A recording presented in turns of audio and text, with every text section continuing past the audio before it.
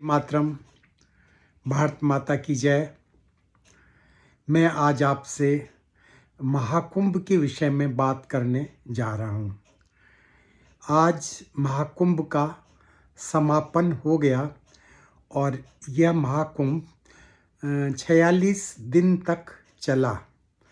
आखिरी स्नान जो था वो शिवरात्रि के दिन संपन्न हुआ और कहा जाता है कि 65 करोड़ लोगों ने मिलाकर साधु सन्यासियों के अब तक स्नान कर लिया है।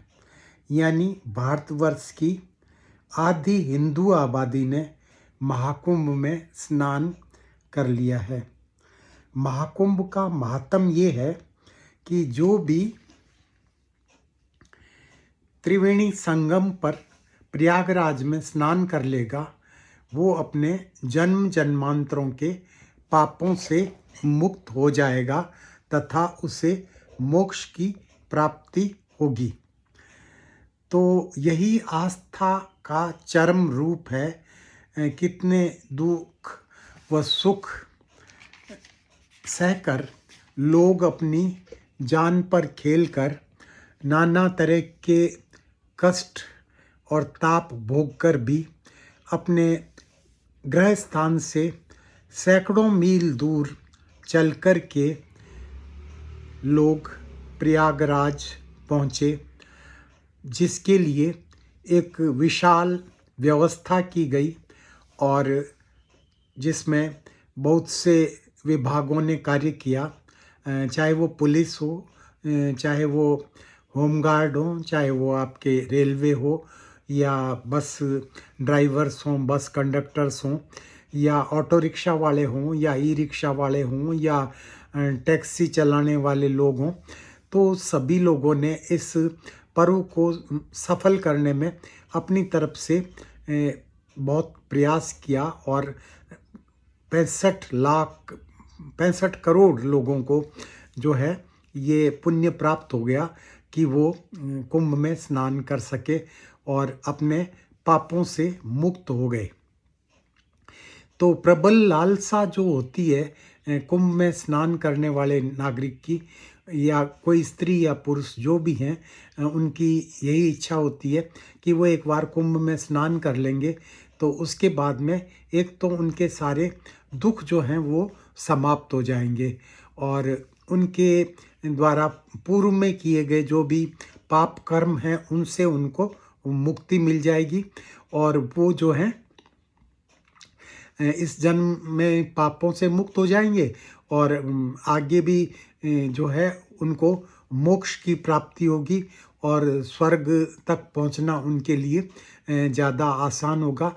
इसीलिए आप जानते हैं कि जितने भी स्नानार्थी होते हैं जो कुंभ में जाते हैं वो सिर्फ स्नान ही नहीं करते लेकिन वहाँ पर वो दान भी करते हैं और ये दान जो होता है बहुत से लोगों के लिए एक आय का बड़ा साधन हो जाता है। चाहे वो पंडे पुजारी हों, चाहे वो कोई भी व्यक्ति हों जो वहाँ पर भिक्षावृत्ति करने के हिसाब से आए हुए होते हैं।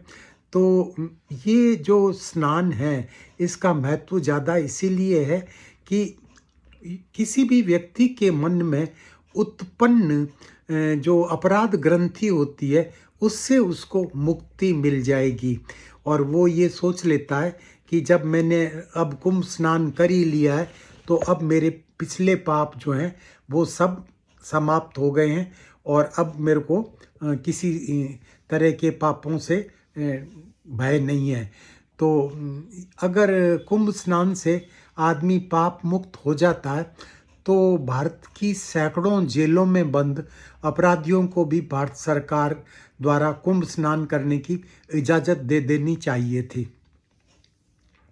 वे सभी अपराधी पापी जो थे कुंभ जाकर के स्नान कर लेते तो फिर वो अपराध मुक्त हो जाते और पाप मुक्त हो जाते और फिर उन्हें जेल में जाने की आवश्यकता ही नहीं रहती और उन्हें छोड़ दिया जाना चाहिए था। उन पर चल रहे करोड़ों मुकदमे बंद कर दिए जाने चाहिए थे। इससे अदालतों व जेलों का काम अधिक आसान हो जाता। अलबत्ता जो पुलिस हैं उनका काम बढ़ जाता, क्योंकि अपराधी तो अपराधी ही होता है और वो अपनी अपराधी वृत्ति को नहीं छोड़ता। आपने देखा है जमानत पर छूटे हुए अपराधी अपने खिलाफ मुकदमा डालने वाले आदमी को धमकाते हैं, मारपीट करते हैं, कभी कभी हत्या भी कर देते हैं। कभी कभी जब वो बलात्कार के मुकदमे में फंस जाते हैं और जेल से उन्हें जमानत मिल जाती है, तो जिस के साथ में उन्होंने बलात्कार किया उसको धमकी देते हैं कि केस वापस ले लो, नहीं तो हम तुम्हें मार देंगे, या कई बार दोबारा भी उसके साथ में बलात्कार करते हैं।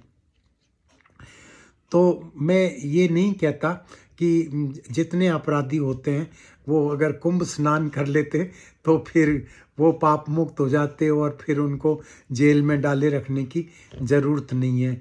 मैं स्वयं एक सनातनी हिंदू हूँ, मैं कुंभ का उपहास नहीं कर रहा हूँ, पर आपको मैं यही कहना चाहता हूँ कि पाप तो पाप होते हैं, चाहे आपने इस जन्म में किए या पूर्व जन्म में किए, हर अच्छे और बुरे कर्म का फल अवश्य मिलता है और प्राणी को वो भोगना ही पड़ता है, चाहे इस जन्म में या अगले जन्म में।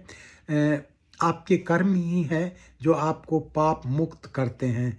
सत्कर्म करना, पाप करने से बचना व डरना, किसी को दुख न देना, मन वचन कर्म से सदा सावधान रहना कि किसी को आपके कारण पीड़ित नहीं होना पड़े।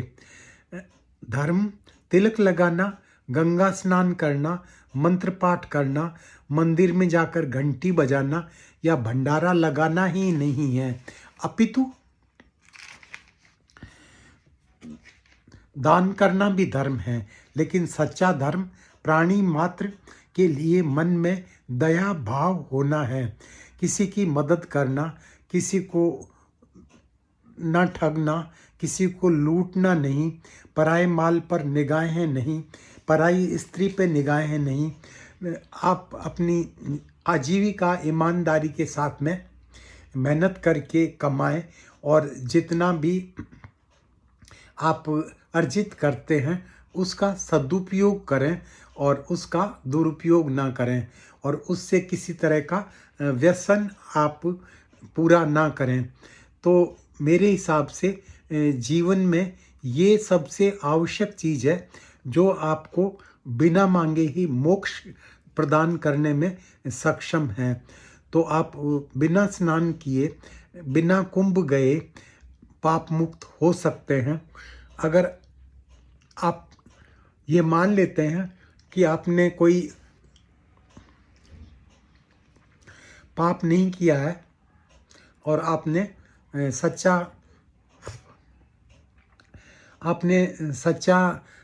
अपना धर्म निभाया है, तो आप समझ लीजिए कि आपको किसी भी गंगा स्नान की आवश्यकता नहीं है, आपको जो है किसी पूजा पाठ की आवश्यकता नहीं है, आपको किसी कर्मकांड की आवश्यकता नहीं है, किसी मंत्रोच्चारण की आवश्यकता नहीं है। और कुंभ स्नान करने के बाद में भी क्या आप सोचते हैं कि आपने जो कुकर्म किए हैं, जो अपराध किए हैं, जो ऐसे कार्य किए हैं जो निंदनीय हैं, तो क्या वो जो है समाप्त हो जाएंगे? आपके चरित्र पर लगा हुआ जो धब्बा है वो धब्बा क्या मिट जाएगा? ऐसा नहीं होता। तो अगर ऐसा स्नान करने वाले लोग जो है वो पाप मुक्त हो जाते तो अदालतों में फिर सारे उनके खिलाफ चल रहे मुकदमे समाप्त कर दिए जाते और फिर उन्हें दोबारा जेल भी नहीं भेजना पड़ता, वकीलों का काम ज़रा मुश्किल हो जाता, जज भी कुछ खाली हो जाते, जेलों में भी बहुत सारी जगह हो जाती, और जो है देश के अंदर जो था कुंभ का इतना बड़ा असर पड़ता कि जो है लोग बाग पाप मुक्त हो जाते हैं सारे के सारे। लेकिन ऐसा कुछ होता नहीं है। ये सब जो है काल्पनिक बातें हैं, धार्मिक बातें हैं, जिसको आध्यात्मिक बातें कह सकते हैं आप, सिर्फ वही हैं। और यथार्थ के धरातल पर जब आप अपने आप को रखते हैं और आप देखते हैं कि ऐसा कुछ भी नहीं है, कुंभ स्नान कर लो या ना करो, गंगा स्नान करो या ना करो, अगर आप अच्छे हैं तो आप अच्छे ही हैं। जैसे रैदास ने कहा था, मन चंगा कठौती में गंगा। तो बस आप अपना मन चंगा रखिए, कठौती में गंगा आपको मिल जाएगी।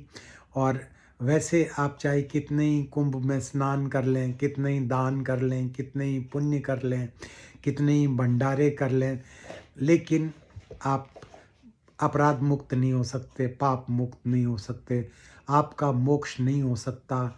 आपका मोक्ष सिर्फ आपके अच्छे कर्म ही करवा सकते हैं। तो मैं इसी के साथ में इस वीडियो को समाप्त करता हूँ। और मेरे इस वीडियो को देख करके अगर आप में से कुछ लोगों को आपत्ति लगे और आपको कहीं ऐसा लगे कि मैं हिंदू जो मान्यताएं हैं उनकी भर्त्सना कर रहा हूँ या मैं उनका उपहास कर रहा हूँ, तो मेरा ऐसा कोई उद्देश्य नहीं है। मैं खुद हिंदू होने पर गर्व महसूस करता हूँ और मैं जानता हूँ कि अच्छा हिंदू होना कर्मकांडी हिंदू होने से ज़्यादा अच्छा है। धन्यवाद ये वीडियो देखने के लिए। और आप इसके विषय में अपने कमेंट्स जो है मेरे को ज़रूर लिखिएगा। वीडियो को शेयर करिए, लाइक करिए और सब्सक्राइब करिए। जो बेल बटन है उसको दबाना बिल्कुल नहीं भूलिए। और मुझे ये बार बार आपको नहीं कहना चाहिए कि आप मेरे वीडियो को सब्सक्राइब करें। धन्यवाद। मैं फिर मिलूँगा किसी और ही ऐसे वीडियो के साथ में।